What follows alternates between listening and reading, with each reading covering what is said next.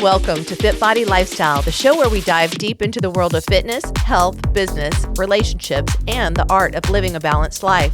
I'm Jami. And I'm Greg, and we're here to give you the benefit of our experiences in the fitness and bodybuilding industry, the corporate world, running a business, personal development, and building healthy relationships.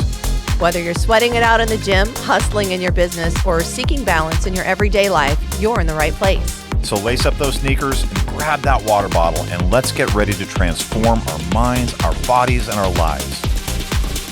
Hey everybody, welcome to another episode of FitBody Lifestyle, and I'm Greg, and I'm here with my beautiful wife, Jami. I know her name. I'm like, and we just had the intro play, so I think they know who we are, so it's okay. I know. I'm just redundant. Nice to meet you. I am at the Department of the Redundancy Department. So today's episode, we want to talk about the champion mindset.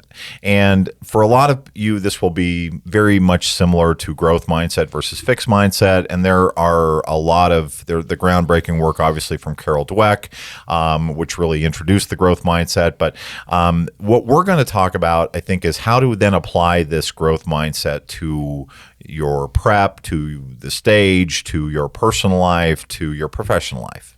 Right. Or to your fitness goals in general, if it's not to get on stage, because we work with a lot of I still call them athletes, but people who want to look like they could get on stage, but don't necessarily want to get on stage, and that's okay too. So a lot of these things are going to apply across the board.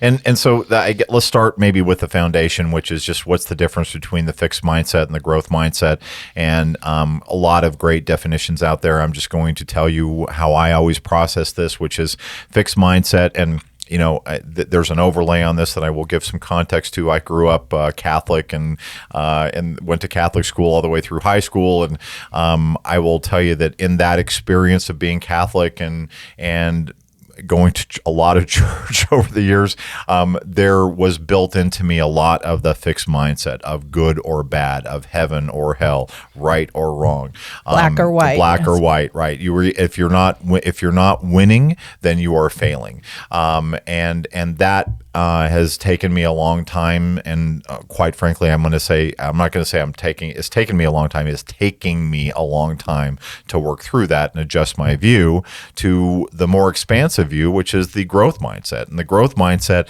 what I am focused on is the experience, is being better, is making things kind of go and just it continually evolving. The Japanese concept of Kaizen, which is continuous improvement. How do I continuously be a little bit better today than I was yesterday? That's how I would explain it. You may have a different way of looking at growth versus fixed mindset. No, I love that you explained it that way. And, I can definitely relate in terms of my perfectionist tendencies in the past, and something I do still work on a lot. That kind of idea of pass or fail, and it's built into a lot of the things we do in our society. And I feel that, it's a lot of what causes a lot of the mental health issues is, people not feeling satisfied ever because, the ideal or the perfection sort of mindset is something that's not even achievable. So we set ourselves up into this cycle of always letting ourselves down and feeling like a failure because we've set, in place this unrealistic expectation of perfectionism. And so that's really why we want to talk about this, because, what is the purpose of all these things that we're doing, to accomplish these goals is to grow, to challenge ourselves, to get outside of our comfort zone, to have fun, right, to enjoy our lives. I think too often we forget all of those things in the pursuit of, whatever it is that goal is that we're reaching for. We forget that, we get this one short period of time where we're here on this earth, to do these things. And we talked a lot about our why in one of, multiple of our podcasts, but I think getting clear on that is one of the first things too, and digging deep, as to, what we're doing, why we're doing it. And then finding that place where, we're giving ourselves grace while still pushing ourselves, still getting out of our comfort zone. And I think one of our core beliefs is the notion that sometimes you win and sometimes you learn, and the only true failure is stopping. is just not getting up after you've been knocked down. Because, and there's a lot of great metaphors on this, a lot of great cliche statements. The Mike Tyson famous one is everybody's got a plan until they get hit in the mouth, and once you're down on the ground, what do you do? And Rocky Balboa, hey, everybody, it's not how hard you can hit, it's how hard you can get hit and then still get up.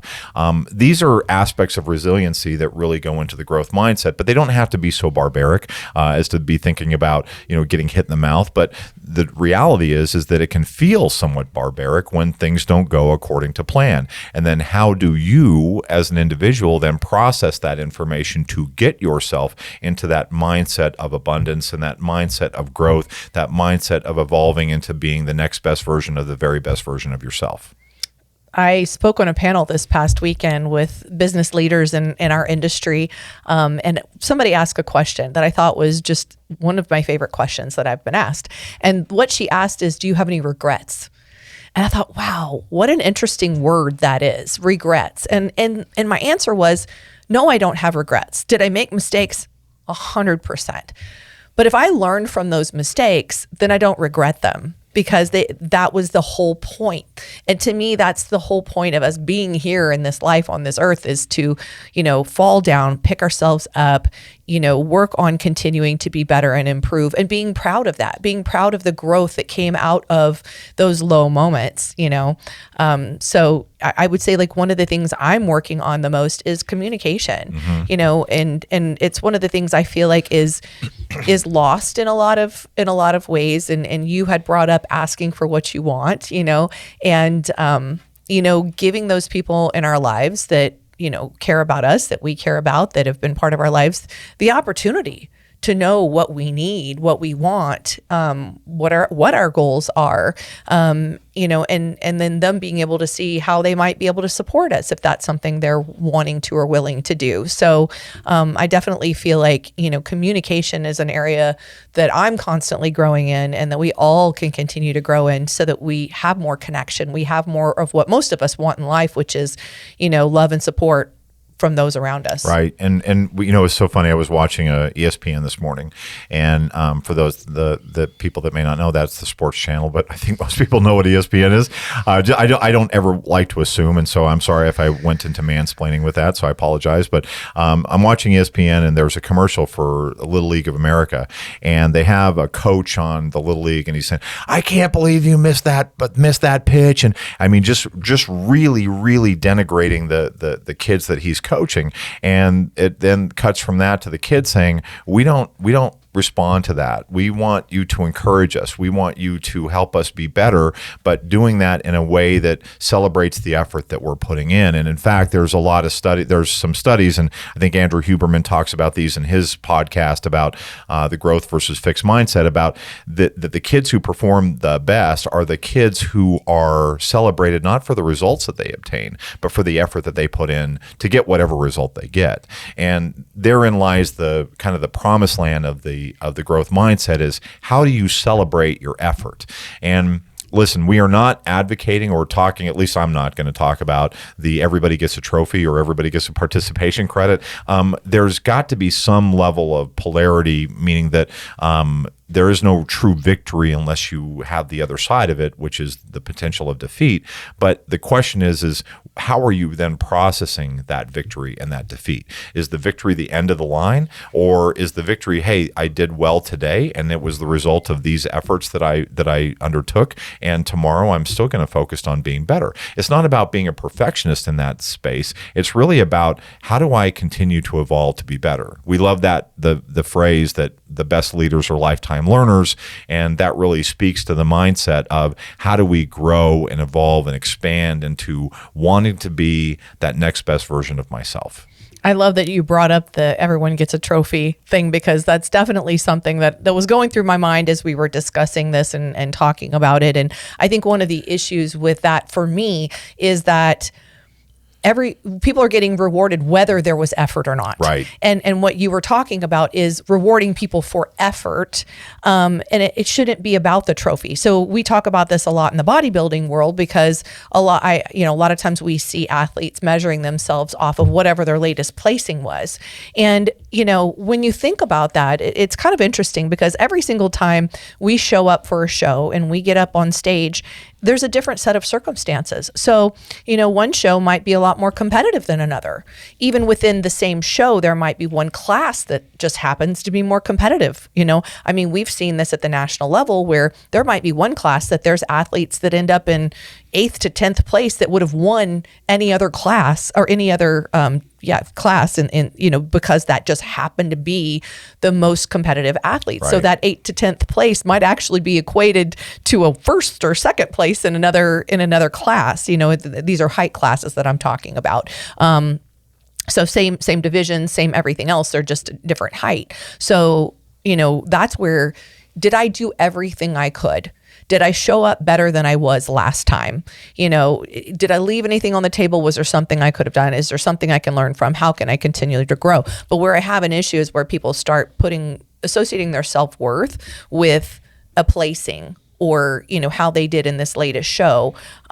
So this is where that the champion's mindset for me really comes about, where a person is figuring out, how do I be the best version of myself today? How do I show up and give my all today? And that might look different than tomorrow or yesterday, and that's okay too. Yeah, and we had talked in a previous episode about neuro-linguistic programming and how you talk to yourself, and that definitely overlays into this. And I know that when I talked in that episode, one of the things that I said is my son was listening, and he held me accountable to this, and so I'll give him credit out there. Thank you, Aaron, for this little piece. Is that he said that when I introduced neuro-linguistic programming, I talked about the research about it and that the study had never been replicated, but it doesn't undermine the truth of that for you individually. And we've seen that play out. I can't tell you scientifically that we've tested it, but I can tell you experientially and anecdotally, we've seen how when people talk to themselves in a very negative or demeaning way, it shows up in their performance, because they are not in a growth mindset. They're in a fixed mindset. I'm either winning or I'm losing. And one of the things that our son reminded us of, and I think this is something we've talked to a lot of competitors, is, would you talk to a friend the way that you're talking to yourself?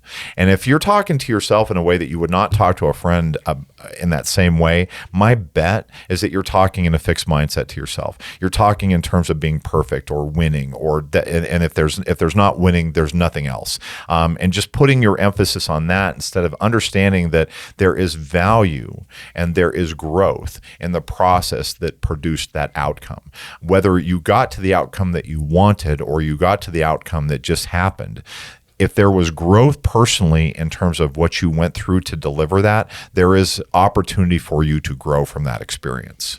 And we've talked a lot about when people are being overly hard on themselves, but there's also a flip side to it that I want to talk about. So when we're talking about the champion mindset, I also feel like we need to talk about being real with ourselves, and so I've seen athletes walk away from a situation blaming everyone else. Oh, the judges, they were wrong. Oh, this other person who beat me, they weren't as good.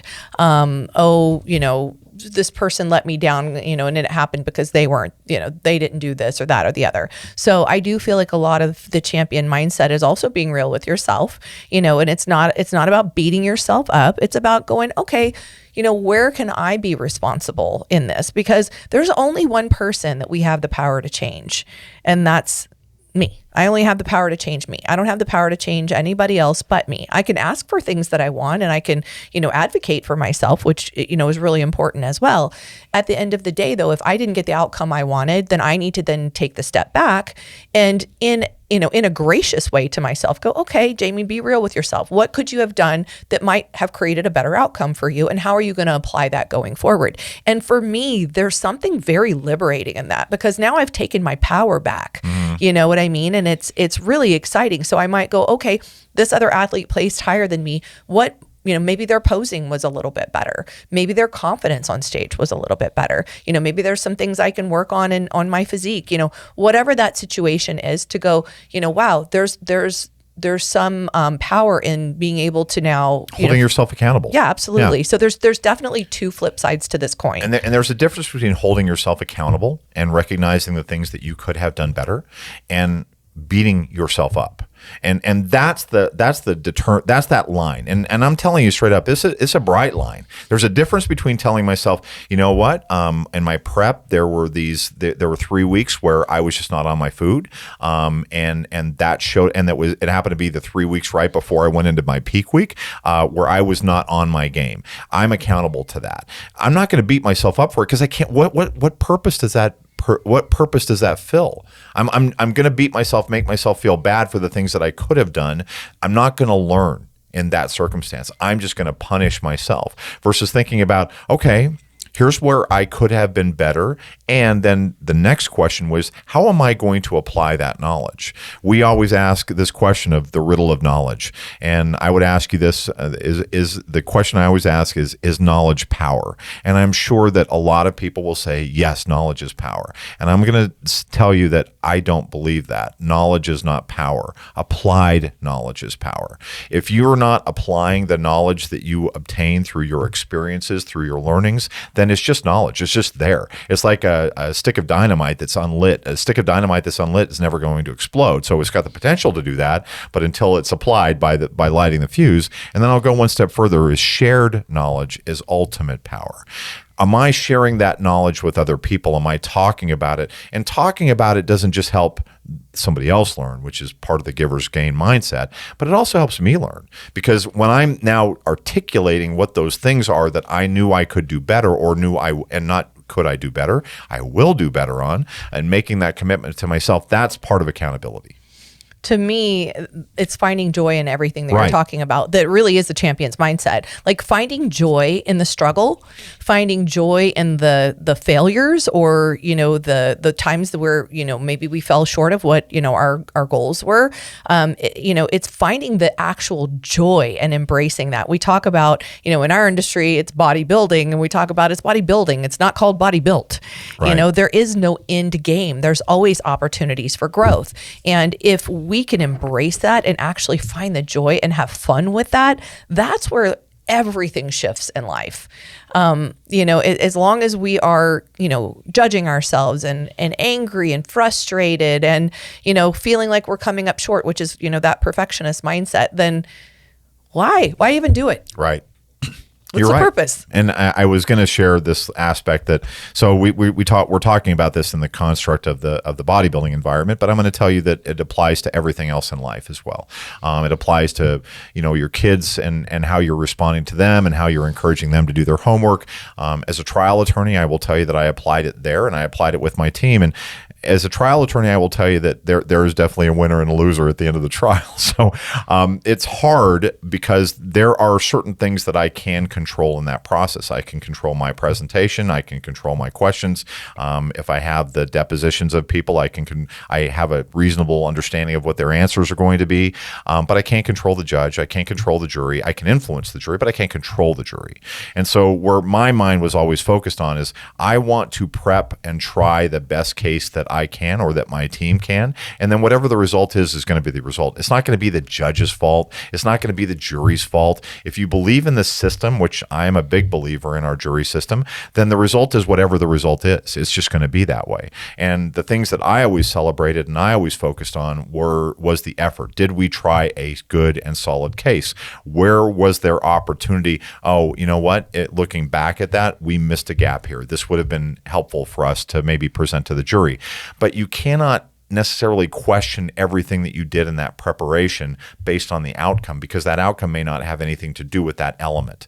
Looking though back and figuring out, how can I be better? How will I be better? What am I committed to be the best champion I can be? That's really what we're focused on.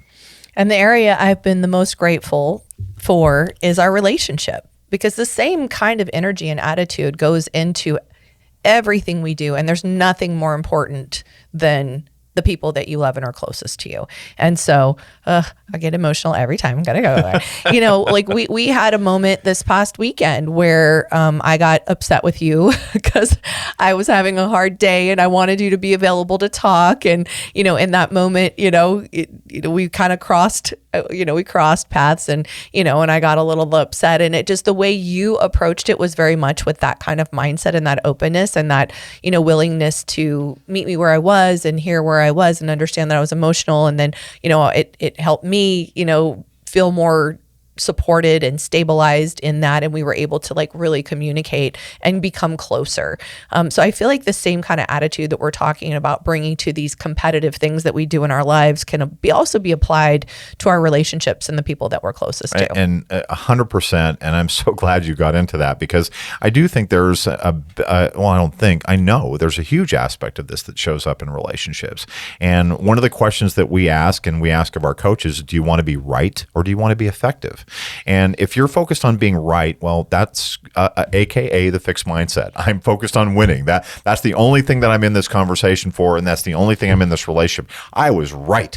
You were inappropriate, and definitely I could have taken that approach, but instead what I was focusing on is how do we drive our relationship to be better? So if I'm communicating from a place of guilt or shame or wanting to be mad at somebody, then I am not going to explore that other realm, which is how do we be better? How do we advance our relationship? Were there things that I could have done? And that's not going to be, the truth is, there's not always going to be things that you could do better, okay? In that, prior to that moment of learning whatever it is that you learned, you apply that learning afterwards. But in the moment, you may just be doing the best that you could. And I think you talked about that earlier, is that your best on any one given day is going to be different than it is on the next day. And the goal here is to focus on, carpe diem, seize the day. Be the best on that day that you can be, whatever that looks like. And then give other people rooms to do the same. That's right. And that's what you did for me in that situation. You made me feel supported and cared for, even though I was, getting a little frustrated and angry in that moment. You were able to see that it wasn't, you didn't take it personally, and you made me feel. Well, that's not true. I did take it personally. Okay. I did take it personally. And that's okay. I mean, I don't say that as a punishment for you, but you're personal. It's personal to me. Okay. And I don't shy away from that. Take it personally. I mean, I did take it personally, and I then backed away and said, okay, personally, I'm taking this, but how do I look at the bigger picture? Yeah. And I feel like this truly does apply to everything we do in life.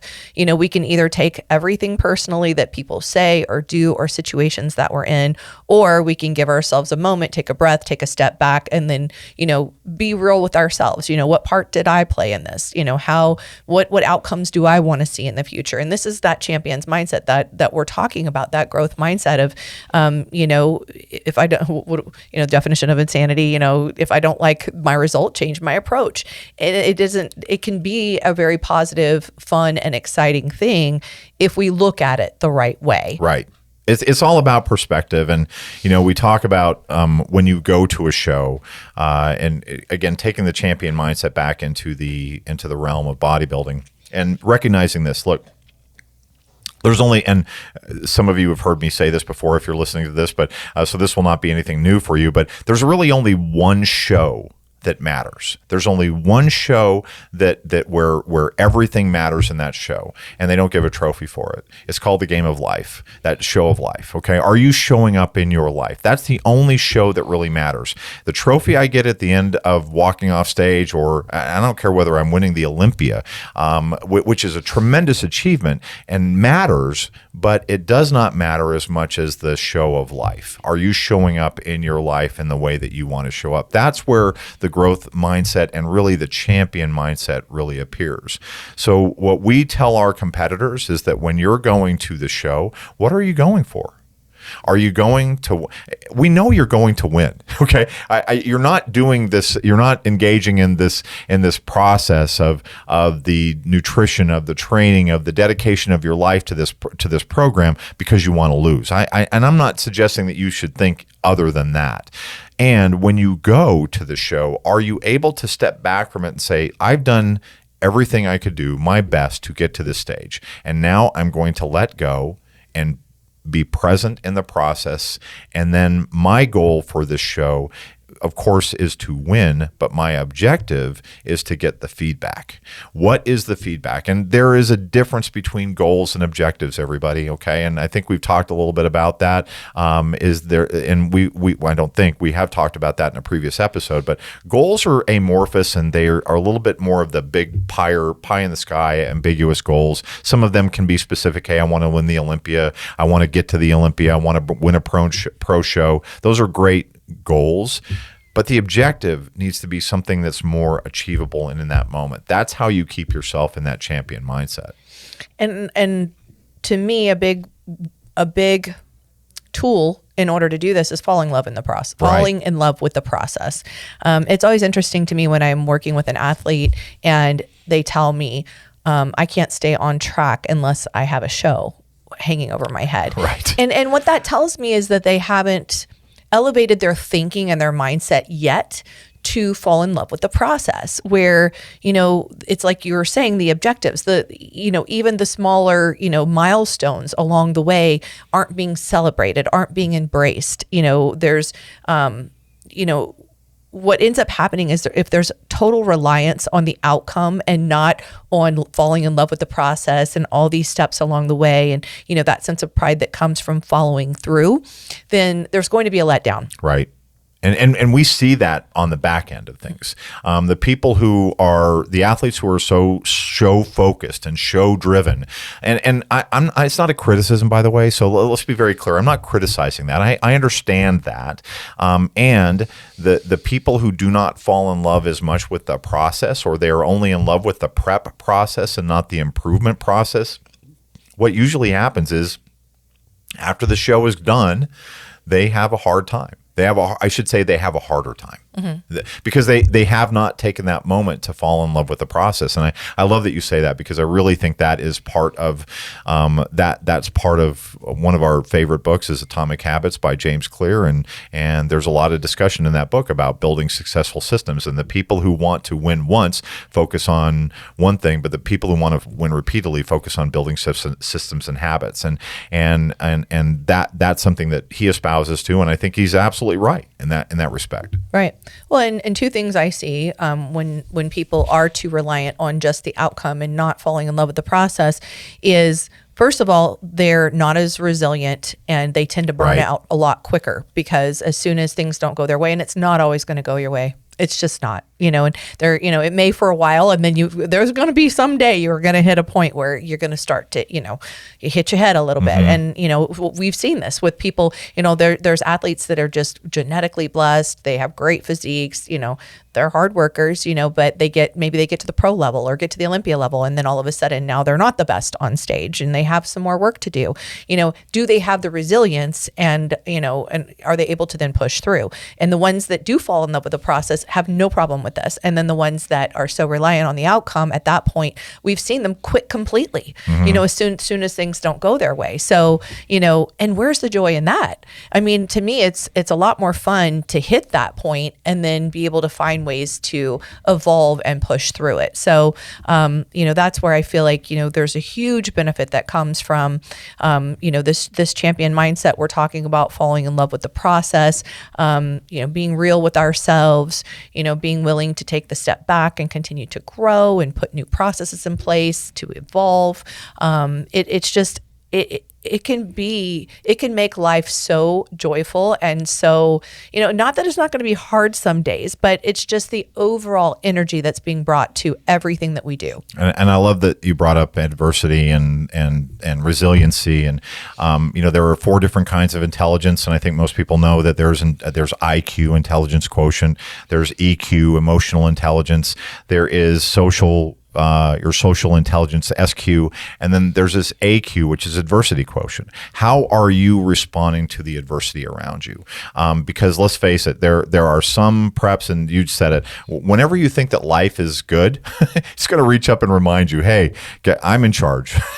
and I think of the weather right now on the East Coast, that there's snow, there's flight cancellations on that. Well, Mother Nature's going to reach up and remind you who's really in charge on that. You cannot control those things. things, and they will impact. I mean, we're getting reports from a lot of our athletes who are unable to go. I've had one athlete who said she couldn't get to the grocery store to do her grocery shopping. And several athletes who reported that they couldn't get to the gym. These are factors that you can't control. So what are you, from a champion's mindset, how are you responding to those things?